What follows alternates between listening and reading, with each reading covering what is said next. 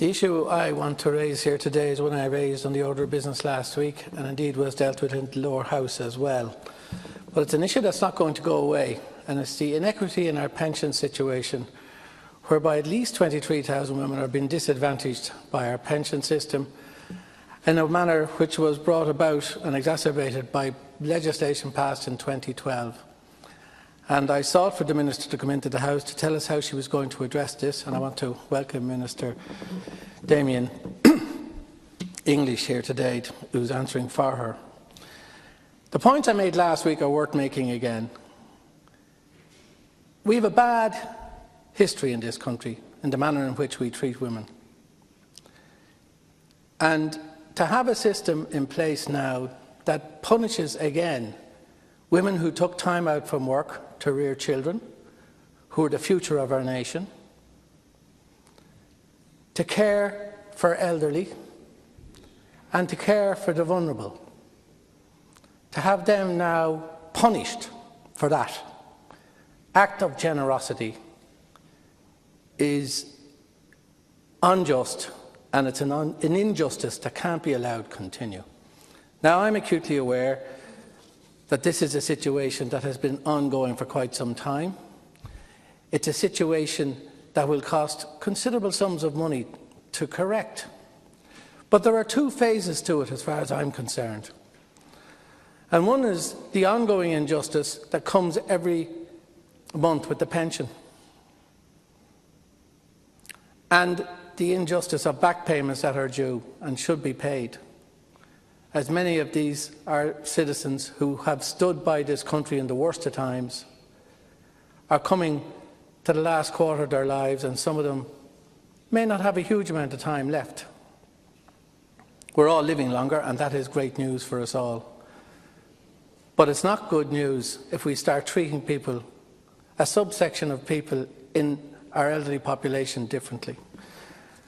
And as I said before, when we had very little money in this country, in the heat of the crash, we ensured, and I was there as Minister for Health to make it happen, that victims of symphysiotomy were compensated. We addressed the Magdalene issues as well.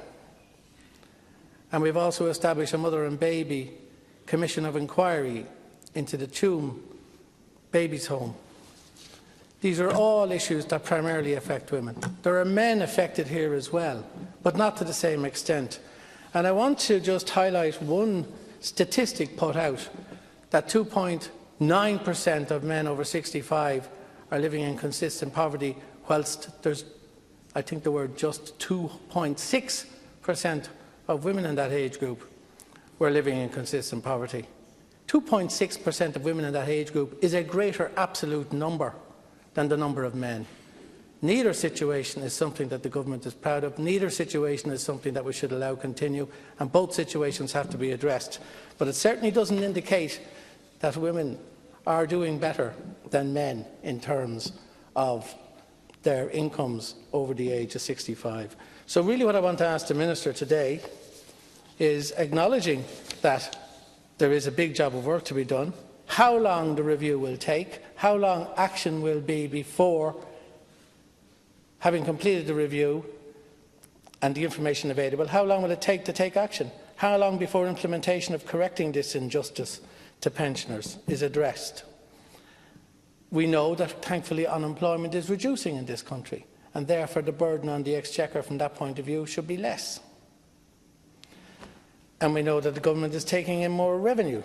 So I think the least that these women can expect is that the current situation is corrected as quickly as possible and a pathway developed to address the issue of the back payments that are outstanding, which is a considerable sum of money.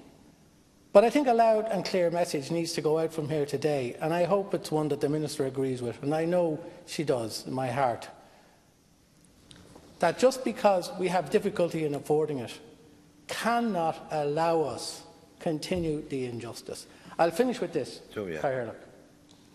We can put up with a lot of hardship as people, and we do, and we're all being treated equally.